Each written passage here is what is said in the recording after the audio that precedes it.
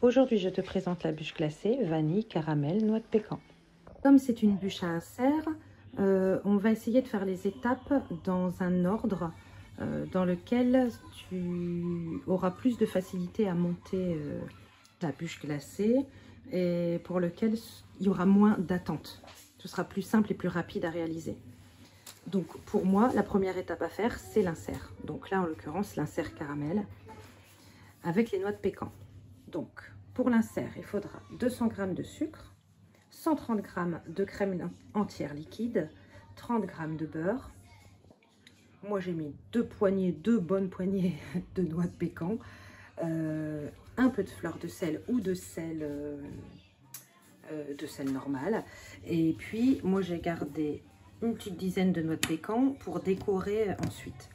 Tu peux remplacer les noix de pécan par des noisettes, des noix de cajou, pourquoi pas des noix de macadamia, c'est vraiment peu importe pour ton goût.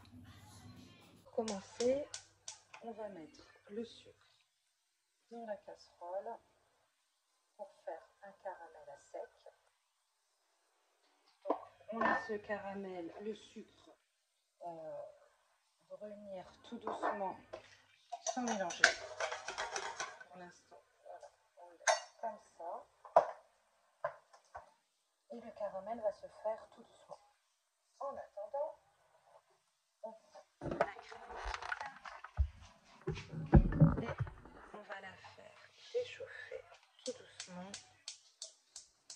de l'autre côté pour qu'elle soit presque à la même température que le caramel. Donc il y a un gros choc thermique quand on mettra la crème dans le sucre. Là, le caramel commence tout doucement là, à se faire. Il ne faut pas que le feu soit trop chaud, sinon le caramel va brûler. Donc moi j'ai mis un petit feu. Donc là on voit bien qu'il commence à brunir sur les côtés. Voilà, on attend encore un petit peu et on mélangera après. Là, le caramel,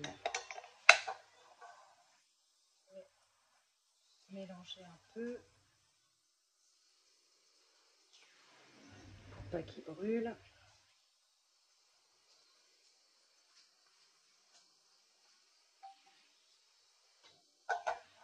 Voilà.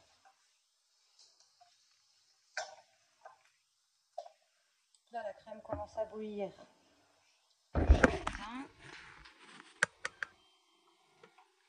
Comme ça, on va être bien chaude quand on va la rajouter au caramel.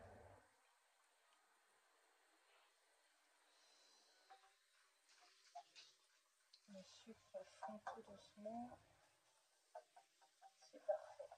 Le caramel, c'est quand même à surveiller, même si on n'est pas censé trop le toucher pour pas que ça cristallise, ça fasse des gros morceaux de sucre brun caramélisé. Pour qu'il reste liquide, il faut essayer de ne pas trop le mélanger.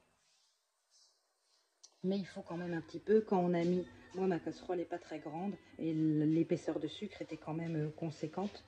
Donc du coup je suis obligée de faire un peu. Si on met dans une plus grande casserole, du coup l'épaisseur sera moindre et on pourra le faire sans le toucher. Donc là il commence à être vraiment bien brun. Donc je vais le retirer du feu pour pas qu'il brûle. Et tous les grains de sucre doivent fondre. Donc là je vais remuer pour faire fondre les grains de sucre. Donc là j'ai éteint mon feu. Envie de recommencer un caramel. Donc là, il est bien brun. Ça, un caramel brun, bon caramel brun. Quand le caramel a brûlé, on le voit tout de suite. La couleur est très foncée et il y a l'odeur. Si votre caramel sent un tout petit peu le brûler, il aura le goût et ce sera vraiment pas agréable. Donc malheureusement, il faudra recommencer. Donc voilà. Donc là, le caramel bien liquide, bien bon. Sur le côté, hop, je vais chercher la crème.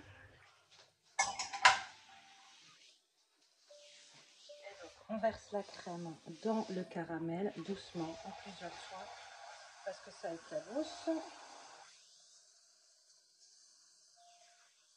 Si la crème, je vais changer, je vais prendre un petit peu. Si la crème est froide, ça va cristalliser le sucre et ça fera des gros morceaux. Et ça va être vraiment tout dur. Donc il faut que la crème soit à température, soit chaude, à la même température ou presque que le caramel.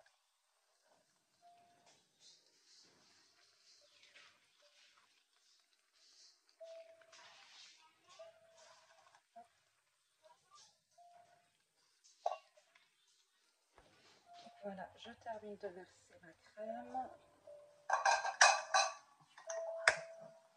Donc là ensuite, on va rajouter le beurre que j'ai laissé à température ambiante.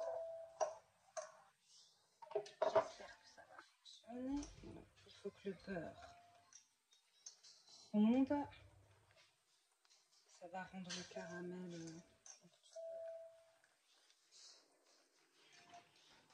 Voilà, on mélange ça tout bien. Je mélange ça et je vous retrouve. Donc il restait un petit peu de grains de sucre au fond de caramel et je pense que c'est sûrement soit à cause de la température du beurre. Bon, à mon avis ça doit être ça qui a fait durcir le sucre. Donc du coup je passe au chinois, comme ça on a un beau caramel. Hop, un beau caramel bien lisse.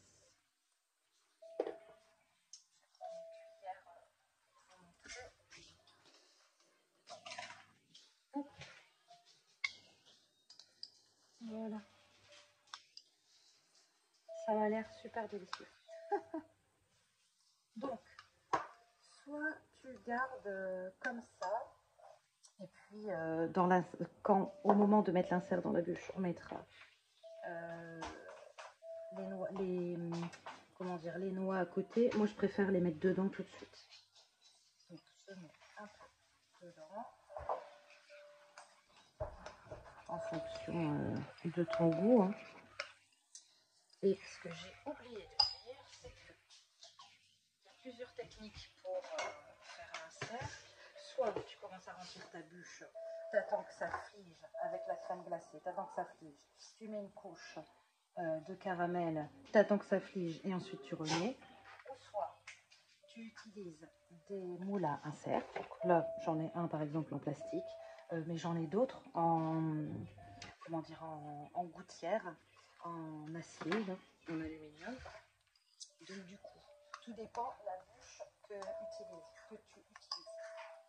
Donc là, je vais utiliser cet insert-là, le moule à bûche, pardon.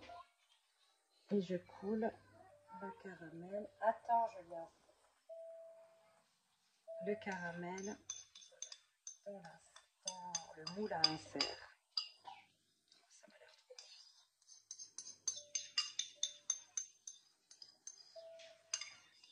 Et voilà. Hop. Et ça part au congélateur. Alors, j'ai oublié de dire deux choses. La première, quand tu passes au chinois le caramel, ensuite dans le caramel, tu mets un petit peu de sel ou de fleur de sel. Voilà. Et avec le caramel qui te reste dans le fond de ta casserole, tu trempes les noix de pécan, les noix, les noisettes, peu importe ce que tu as choisi, dans le caramel. Comme ça fera plus joli pour la décoration. Maintenant, on passe à la réalisation de la crème glacée. Donc, c'est une recette là, très simple, très rapide, pour toujours faire un maximum plus vite pour pouvoir faire autre chose. Donc là, j'ai mis 380 ml de crème liquide entière dans un bol froid.